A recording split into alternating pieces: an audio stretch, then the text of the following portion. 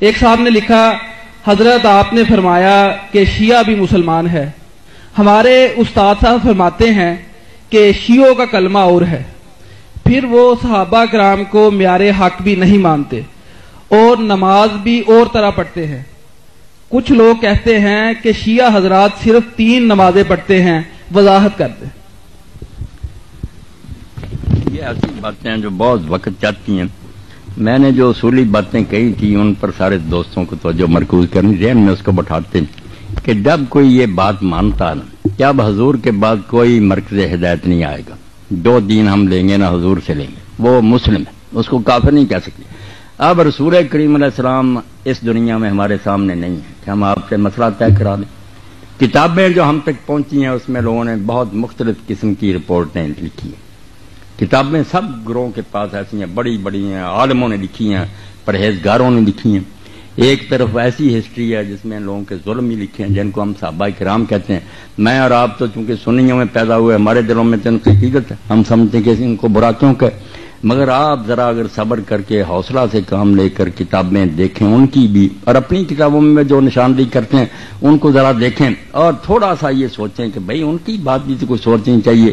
پھر میں اس وقت بیان نہیں کروں گا کیونکہ پھر بات پھیل جائے گی، کوئی بدمزگی ہو جائے گی، آپ خود کہیں گے کہ یار وہ بھی معذور ہے۔ اگر ایسے سلوک انہوں نے کیے حضور کی اولاد سے تو کیوں ان کو پھر نیک کہا؟ اب وہ بیان کرنے کی باتیں نہیں کہ ان کو کھولا جائے، پھر تو شیعہ سنی بحث چھڑ جائے گی۔ صرف بات یہ کہ جو کسی غریب کو پہنچا نا، وہ نہیں کہتا کہ میں حضور کو نہیں مانتے گا، حضور سے پہنچا یہ لگے، ہمیں یہ پہنچا حضور یہاں ہاتھ باندھتے تھے، ہم اہل حدیث یہ باندھنے لگے۔ حنفی حضرات کو پہنچا کہ ناف کے نیچے بات، کتابوں میں سب باتیں ہیں، کوئی نہیں کہہ سکتا کہ یہ ناف تلے نہیں لکھا یا سینے پر نہیں لکھا۔ اب جس کو جس پر تسلی ہو جاتی ہے کہ میرے خیال میں یہ بات زیادہ درست ہے اس پر عمل کرتا وہ یہی سمجھ کر ہے کہ ہدایت حضور سے لے لی۔ اب شیعہ حضرات نے دیکھا ان کی بات چھوڑیں، نماز کی بات، اب میں اپنی کتابوں کی بات کرتا ہوں۔ اگر کسی نے پڑھا ہے تو مصنف ابن ابی شیبہ دیکھے، یہ سب لوگ امام بخاری اور مسلم کے استاد تھے، ان سے پہلے انہوں نے کتابیں لکھی۔ اس میں الگ باب ہے کہ ان لوگوں کا بیان جو نماز ہاتھ چھوڑ کر پڑھتے، اب اس میں کون آدمی آتا؟ یہ ہم صحابہ کے عاشق کدھر جائیں گے پھر کہ عبداللہ ابن زبیر رسول اللہ کی پھوپھی کے بیٹے ہیں، یہ عبداللہ ان کا بیٹا ہے اور حضرت ابوبکر صدیق کا نواسا، ہاتھ چھوڑ کر نماز پڑھتا، اتنا بڑا صحابی رسول۔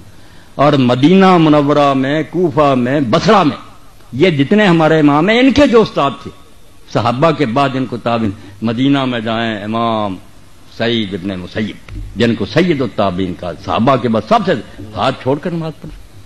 ہماری سنیوں کی کتابوں میں ہم بصرہ میں جاتے ہیں، حسن بصری اور محمد ابن سیرین یہ ہاتھ چھوڑ کر پڑھتے۔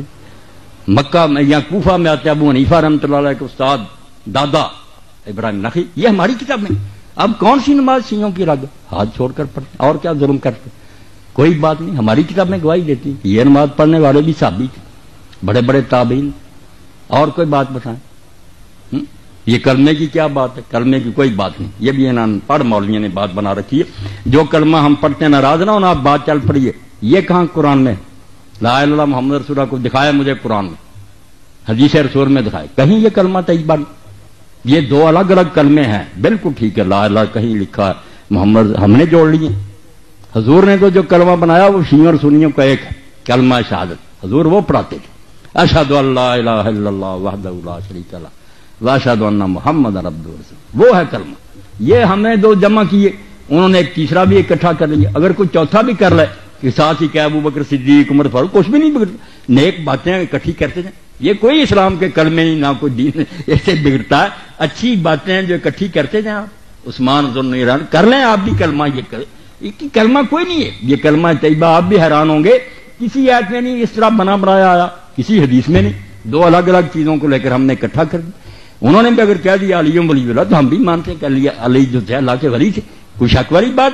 اس طرح کی باتوں سے دین نہیں کوئی بگڑتا، یہ آپ کہہ لیں کہ پیار سے انہوں نے کر لیا۔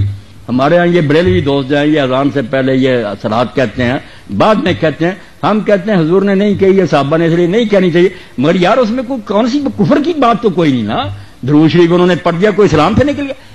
عقل سے کام لیا کریں، جتنی بات غلط نظر آتی ہے کہ حضور کا طریقہ کہہ لیں، مگر کافر نہیں، کوئی غلط بات نہیں، درود شریف ہر وقت پڑھا جاتا ہے، کوئی صبر سے بھی کام لینا، کچھ نہیں بات۔ اور کون سی بات شیعوں نے کہہ دی؟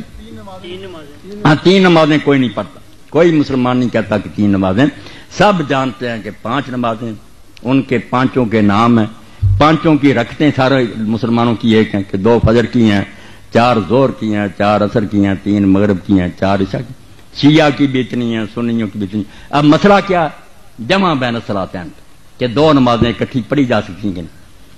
یہ جب ہم پرانی حدیثوں کو دیکھتے ہیں، ٹھیک ہے جب زد آ جاتی لوگ زد میں دور تھے، شیعوں کی کتابیں میں نے پڑھی، ان کے علماء بھی میں جانتا ہوں، وہ سارے مانتے ہیں مگر روک نہیں سکتے، جانتے وہ بھی ہیں کہ الگ الگ 5 وقتوں میں پڑھنا، ہماری طرح وقت لکھے ہوئے کہ زور یہاں تک ہے، اثر بالکل ہمارے والے طریقے ہیں۔ صرف فرق یہ ہے کہ حضور نبی کریم صلی اللہ علیہ وسلم نے یہ اب ہماری زد ہے کہ ہم نے اکٹھی کرنی چھوڑ دی۔ رسول کریم علیہ السلام سے صحیح حدیث ہے، چاہے امام ترمذی کہتے ہیں اس پر کسی نے عمل نہیں کیا، یہ تو آپ کی اپنی مرضی، حدیث میں کوئی خرابی ہے کہ آپ نے مدینے میں ہوتے ہوئے نہ سفر تھا، نہ بارش تھی، نہ خطرہ تھا، نہ بیمار تھے، زور اور عصر کی 2 نمازیں اکٹھی پڑھائیں، 4 فرض اس کے 4 8 مغرب اور عشاء کی، بالکل صحیح حدیث، کوئی شک نہیں۔ اب بلا وجہ اکٹھی کی۔ ابن عباس سے لوگوں نے پوچھا، ابو ہریرہ سے پوچھا کہ حضور نے ایسا کیوں کیا؟ جب کوئی مجبوری نہیں فرمایا، اسی لیے کہ امت سے تنگی دور ہو جائے، امت کو پتہ چل جائے کہ اکٹھی بھی پڑھ لیں کوئی بات نہیں۔ تو سنت ہے یہ شیعہ جو کرتے ہیں، مگر ان کی جاتی کہ انہوں نے عادت بنا لی، یہاں سے خود یہ شیعہ مسلک کے بھی خلاف ہیں، ان کی کتابیں بھی یہ نہیں کہتی کہ روز اس طرح پڑھو، 5 اذانیں ہونی چاہیے، 5 وقت ہیں، مگر صرف اکٹھی کی جا سکتی ہیں۔ مسئلہ اتنا تھا کہ جائز ہے اگر کوئی کر لے، ہم نے ضد کر لی کہ کرنی نہیں اکٹھی کی تو کافر ہو جائیں گے، ہم بھی جھوٹے ہیں، جب جی چاہے اکٹھی 2 نمازیں پڑھ سکتا ہے، ظہر عصر مغرب عشاء جائز۔